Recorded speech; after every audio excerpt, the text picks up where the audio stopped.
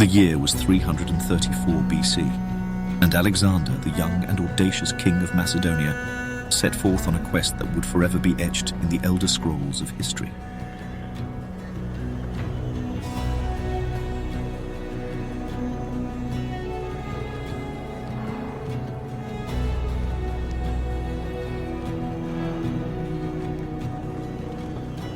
He marched towards the Persian Empire, the titan of the era, ready to engage in a conflict that would decide the fate of the known world.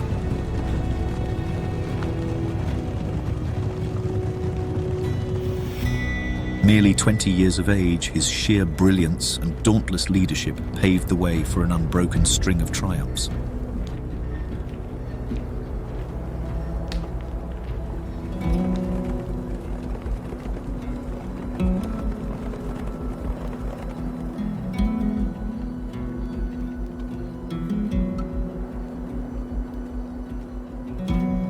With every clash, he emerged victorious, and with every conquest, his empire grew more significant. For a staggering decade, he embarked on an unprecedented campaign that carried him beyond the boundaries of the known world.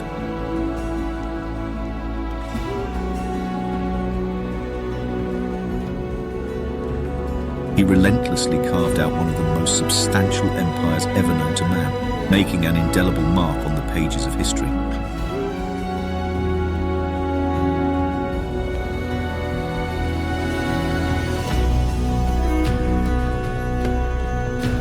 Alexander the Great, a name that would echo throughout the ages, for few men have ever had such an enormous impact on the course of human history.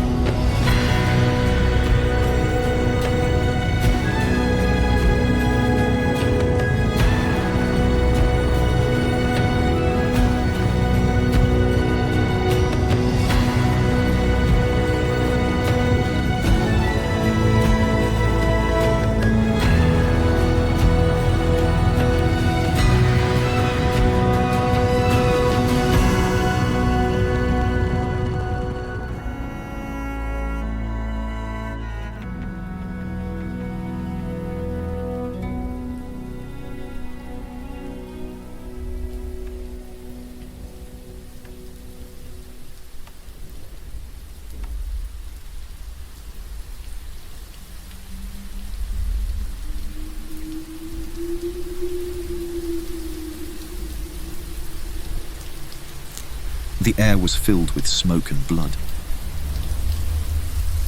Across the desolate battlefield, only a haunting scene of lifeless corpses awaited the eye, left abandoned to rot and decay. Athens and Thebes, once formidable and mighty city-states, had been vanquished. Philip had just crushed a joint Theban and Athenian military force. After a lengthy campaign, he was able to gain control over most of his neighbours. He united all Greece in an alliance known as the Hellenic League, with him as hegemon, the supreme commander. Then came his plan of a great campaign, a pan-Hellenic or all-Greek war against the Persian Empire, now an ailing superpower, its great riches ripe for the taking.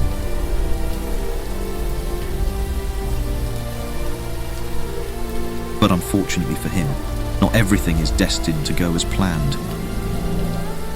As on the 24th of October, 336 BC, Philip would be assassinated by his own bodyguard, victim to Macedonia's brutal court rivalries. The time had come.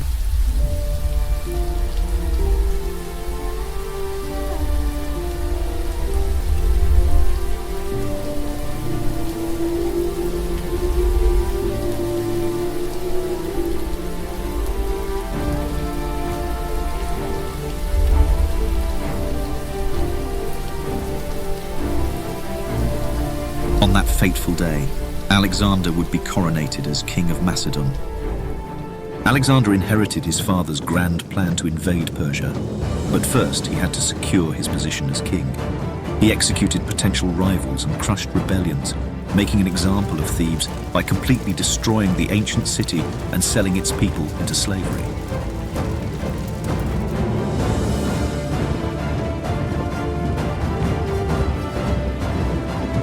Then, in the spring of 334 BC, Alexander led his army across the Hellespont into Asia Minor, launching one of the greatest military campaigns in history.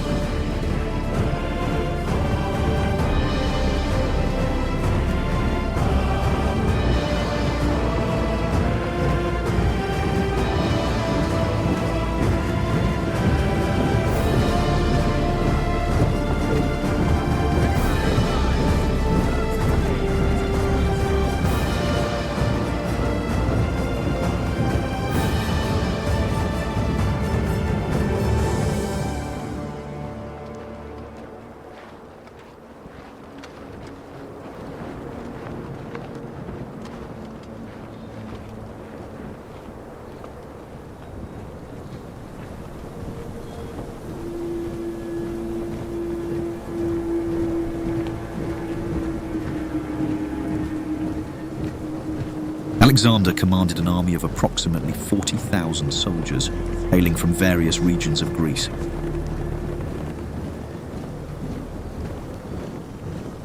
The front line was under the leadership of the experienced Macedonian general Parmenion, comprised of 9,000 Macedonian phalangites, armed with 18-foot sarissas.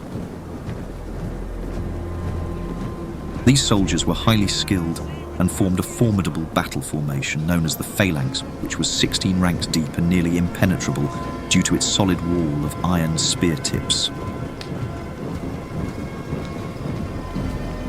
However, the phalanx was vulnerable to swift flanking attacks due to its difficulty in maneuvering. Therefore, 3,000 elite infantry known as the high paspists, or shield bearers equipped with shorter spears, guarded the flanks of the phalanx. Commanded by Parmenian's son, Nicanor.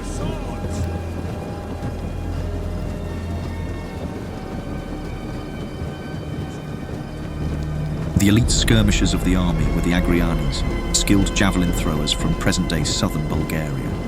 Other skirmishers from Thrace and Illyria were armed with javelins, slings, and bows. The second line of Alexander's army consisted of 7,000 Greek allies and 5,000 mercenaries who were armed as hoplites. They were named after the hoplon, their large round shield, and wielded shorter 8-foot spears. Although not as effective as the Macedonian phalangites, the hoplites were still heavily armoured and well armed for their time, able to quickly move into a defensive formation to counter the enemy. The companion cavalry was the army's shock unit, comprised of 1,800 elite horsemen armed with lances and swords, commanded by Philotas, another of Parmenion's sons. Then, there were another 1,800 horsemen from Thessaly, commanded by Callas, of which 600 were from other parts of Greece led by Erigius, and 900 mounted scouts from Thrace and Paeonia under Cassander. Finally, Alexander himself would lead the royal squadron.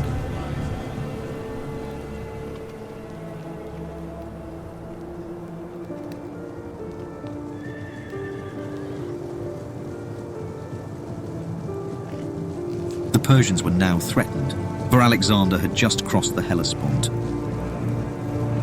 and it would not take long for his army to strike.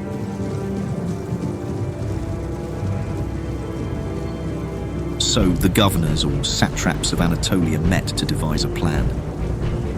Memnon of Rhodes, a skilled Greek general in Persian service, urged them to avoid battle with Alexander and instead use a scorched earth strategy, telling them to burn and lay waste to their own villages and then withdraw to the interior. Alexander's army would quickly starve due to the lack of supplies.